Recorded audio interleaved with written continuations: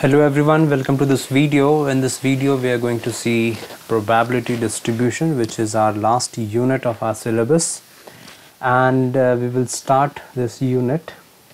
Let's see what we need in prerequisites.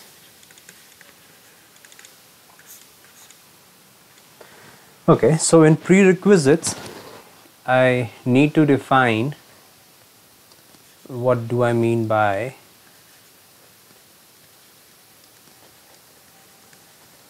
random variables.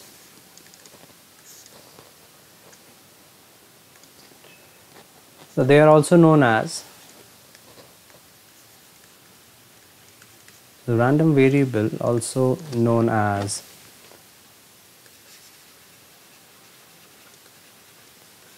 random quantity or stochastic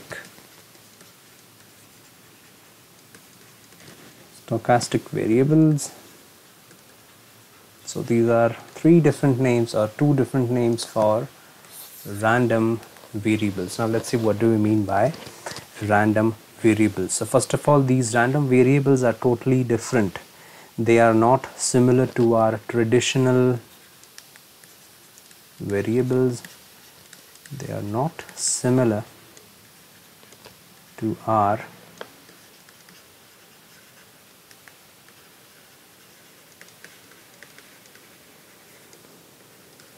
traditional variables that we had already seen in algebra part, that is x, y and z, so on. So they are the random variables are totally different from this usual variable x or y and so on. So to define this random variable, I must connect a random experiment. So first of all, I must explain what do I mean by random experiment. So all these are my prerequisites thing. So what do I mean by random experiment? Random experiment are those experiments. So these are those experiments or trials or process in statistics whose outcomes are uncertain, to us. So we have confusion what will be the outcome for those random outcomes. For example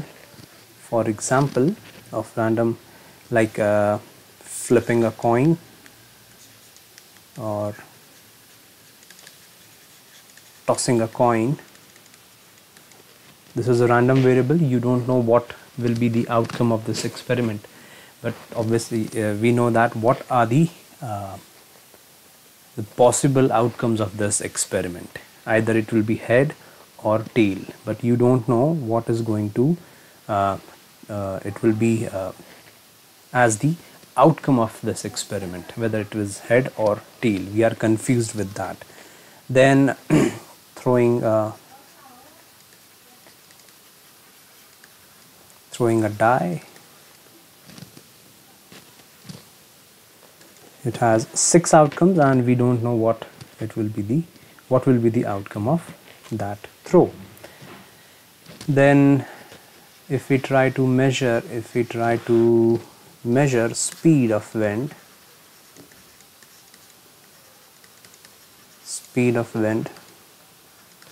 today or tomorrow, this is very uncertain because we don't know what will be the speed of wind in the next minute. So you need to forecast, you need to record the speed of wind for the full day, or you have to forecast what will the wind for tomorrow. That will be very uncertain. So it's a random process. And one more example is if a basketball player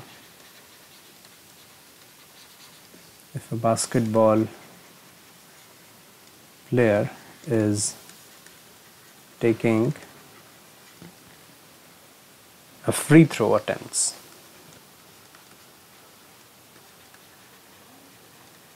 A free throw in a basketball match.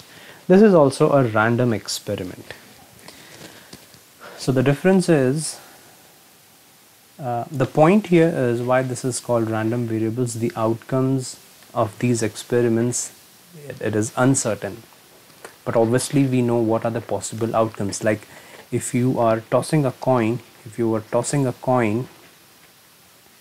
you don't know what it will show up, but you know that it will be out of these two outcomes. Either it is head or tail. If you are throwing a dice, so what are the possible outcomes? You know that it will be from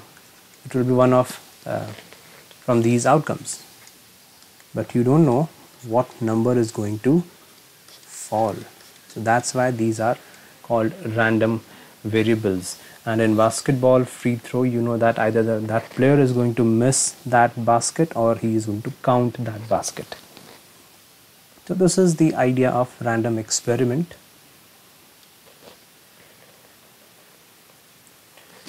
Now let me define random variable. So the variable here connected with these experiments which are random to us, it is called random variable. Now I'm going to define it mathematically.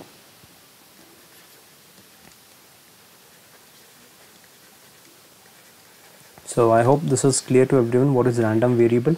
Random variable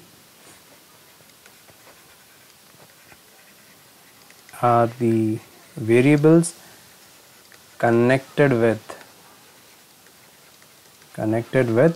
random experiments.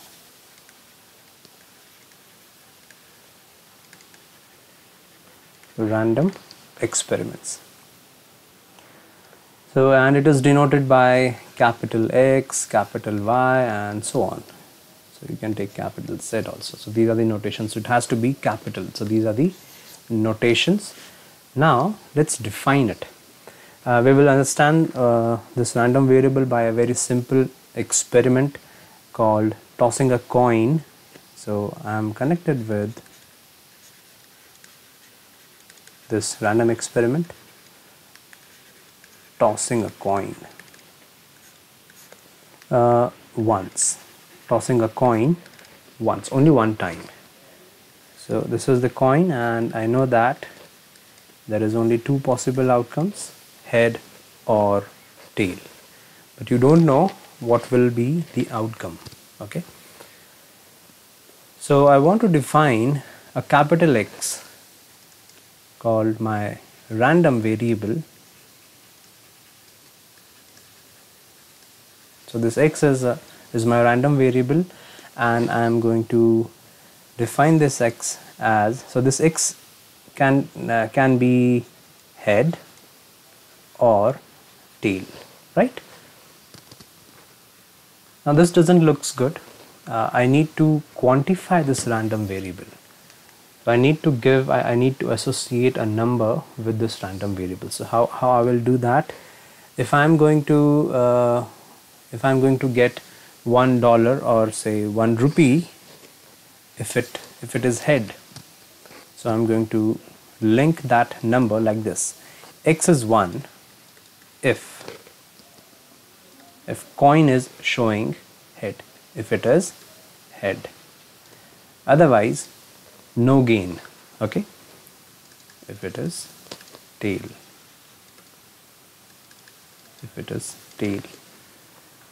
so this is how I had connected a quantity to this random variable. So here my random variable is 1 and 0. So if it is head, and if tail is on that coin. Now there is nothing special in this 1 and 0. This is very usual notation. It will be seen at most of the places. You can take 100 rupees and then minus 100 rupees, like that also. So you can connect 100 and minus 100 also. So 100 rupees you will gain if if it is showing head, or you have to give 100 rupees if it is tail, like that. So the usual, I'll connect myself with, I'll stay with the usual notation 1 and 0. It could be 0 or 1 also. Okay, so 1 and 0. So this is this x is called a random variable here. And if I want to explain the same thing with a dice, I know that a dice has 6 possible outcomes. Okay, so what are the, so here my variable is already related with numbers, so no need to link a quantity to it, no need to quantify it. So my random variable x is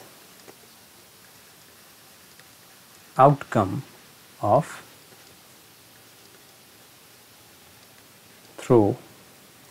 a throw.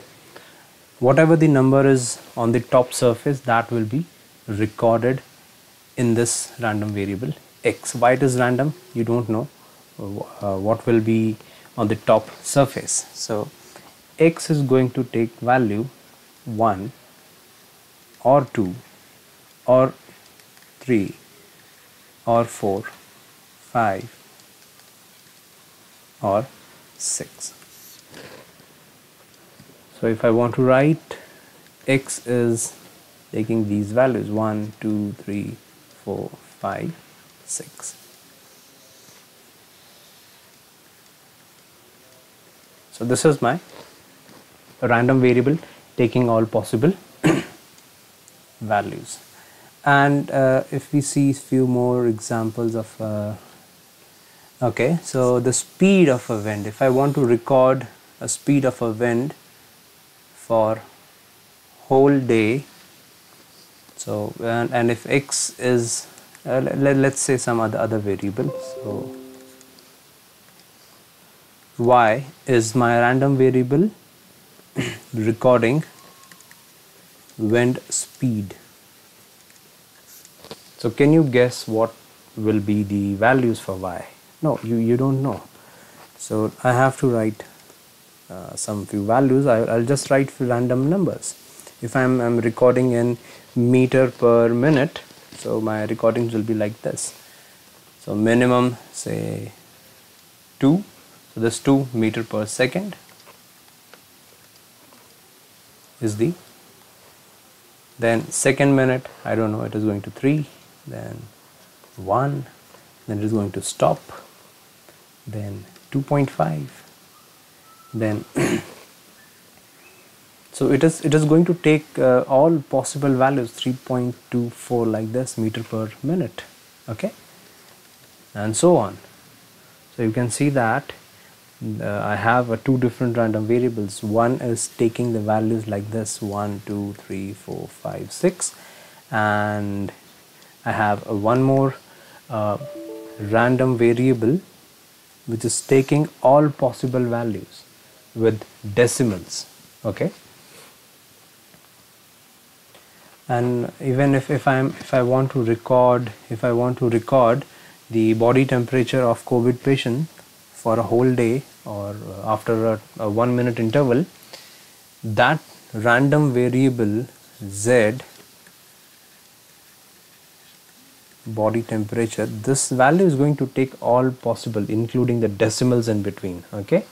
So this is also a one more random variable because we are not sure about the exact body temperature of that patient. Okay, so I think with this explanation, random experiments and random variables is clear to everyone. And so next I will move to explain the types of random variables.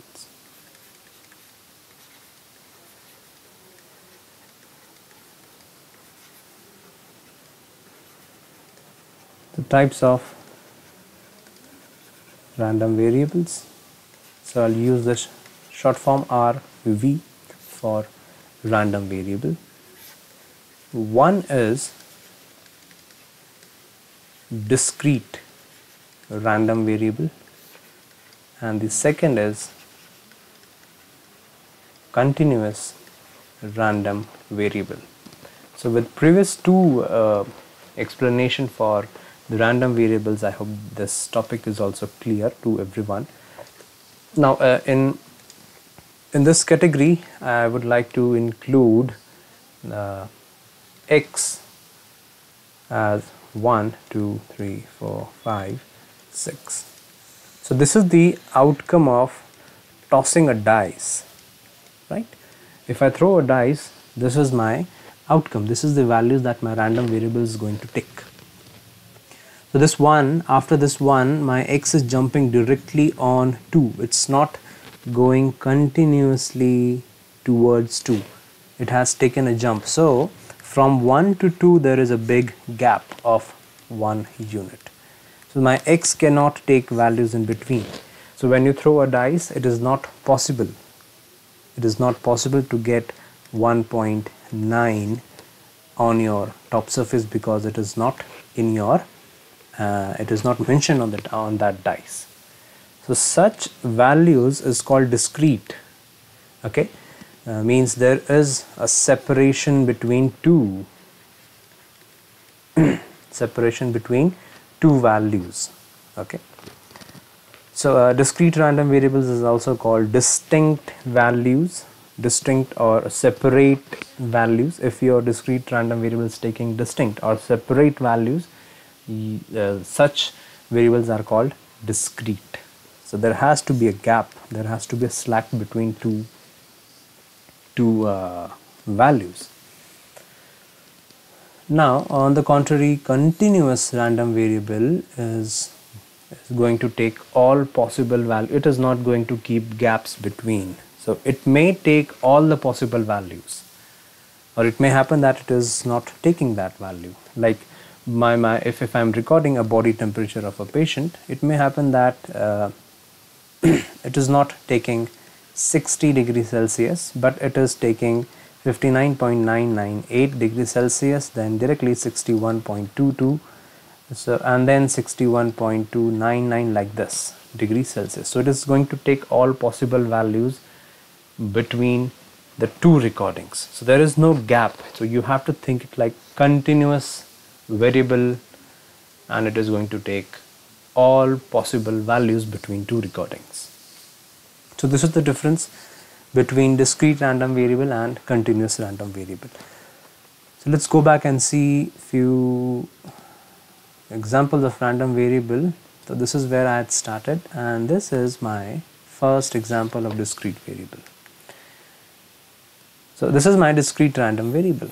If you are recording outcome of tossing a coin only once, it is a discrete. So it is going to take either one head or no head. No head means tails. Okay, you cannot have 1.5 head. Okay, so this is a discrete random variable. This is also a discrete, recording the speed of wind. This is continuous. This is continuous random variable. Body temperature, continuous random variable. Okay, so types of random variables is done. Now so if a basketball player is attempting for a free throw, so you know that there is a line and he needs to shoot from here. So the possibilities is only two. The total possible outcome is either he is going to count that basket,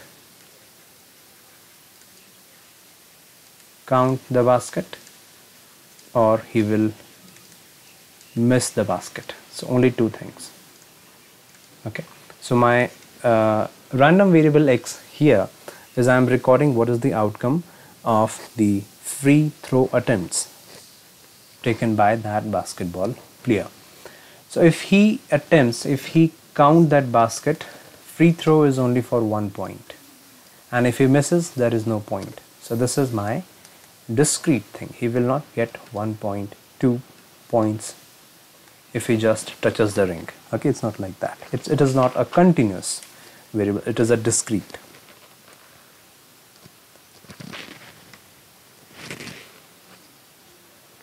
Now after discussing this,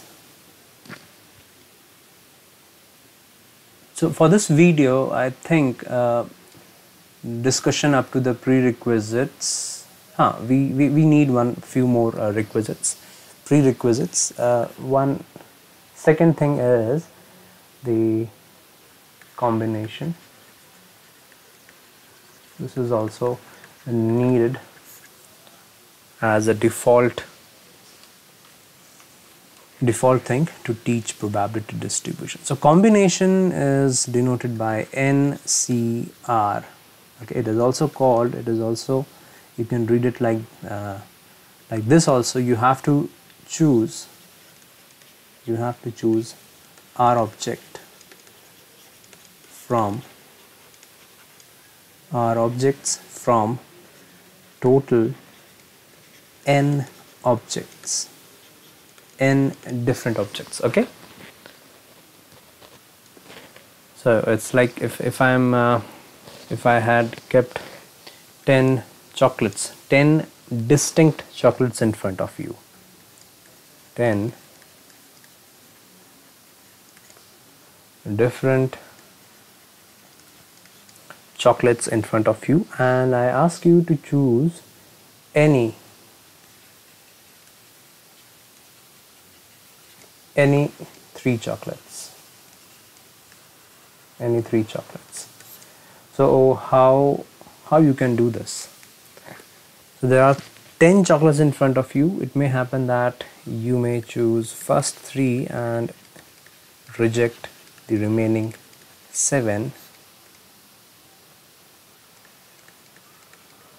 Okay, so first 3 is chosen by you and the remaining 7 is not chosen by you. But after taking first 3, you think that I must change this. Okay, so my point is, if you choose first 3, then how many possible ways are there that you can take these 3 chocolates? So either you can do first chocolate, third chocolate and the last chocolate. So this is the one option available for you. Okay, so if you don't like that, you can do second, third, and for this one is also open for you. So like that, how many ways are there that you can choose only 3 chocolates out of 10 distinct or different chocolates? So it is given by NCR. Now what is this N? This N is total number of objects available in front of you. So this is 10, C, and R is those many objects that you have to choose, those many people that you have to select. So here it is 3 chocolates. Now what is the formula? Formula is 10 factorial divided by 3 factorial. So it's very obvious, whatever the number written here, you have to write the factorial. Whatever number is here, you have to write 3 factorial into 10 minus 3 factorial. So the general formula is NCR is n factorial upon r factorial into n minus r factorial. Now let me explain what do I mean by factorial. So here factorial of any integer is this: 10 into 9 into 8 into 7, 6, 5, 4, 3, 2, 1. So you have to count and multiply those numbers in decreasing order.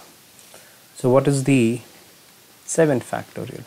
7 factorial is start from 7, then 6, 5, 4, 3, 2, 1. And what is 3 factorial? 3, 2, 1.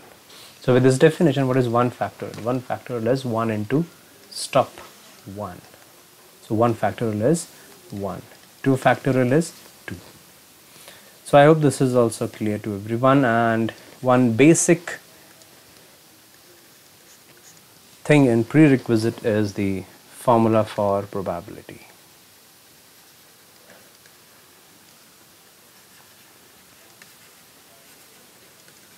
formula for probability. So, so for any event A, probability is denoted by P of A, and the definition is N of A divided by N of S. So what is N of A? N of A is the number of favorable outcome divided by total number of outcomes. So you have to you can search about this basic formula. Outcomes means I am connected with some experiment, and I'm talking about its total possible outcomes have to be written in the denominator, and out of that total possible outcome, which is in your favor, what is what you want from that experiment, that is your number of favorable outcome. Okay, like if there is a experiment of tossing a coin 2 times, so there's a one coin and I'm tossing it. So this is my first toss. In first toss I'll get either head or tail. What will happen in second toss? If it is head, I have to toss it again. So this is my second toss. So if it is tail, I have to toss it again. So what is my total outcome of this experiment tossing a coin 2 times? So it is H means on both tosses I am getting head and head, or head or tails, like this. Okay, or if you had got tail on first attempt or first toss, then the outcomes are tail TH or TT. So my outcomes are this: HH, HT, TH, TT. This is called sample space, and N of S is the number of elements in the sample space. 1, 2, 3, 4. So there are 4 possible outcomes, and if my event A is getting 1 head, so you have to search where you are getting 1 head. So this is 2 head. I want only 1 head. So this is the outcome where there is only 1 head. This is also outcome, there is only 1 head. So this A is having 2 favorable outcomes, that is HT and TH. So what is N of A? N of A is 2. So what is the probability of this event will happen is this: N of A divided by N of S, 2 by 4, half. So 50% chance of happening of this event. So that's all for this video. In next video we will see what do we mean by probability distribution. Then in I think I'll be making a series of videos for this unit, and in coming videos we will see binomial distribution and Poisson distribution. So in next video we will take the definition of probability distribution. Thank you everyone.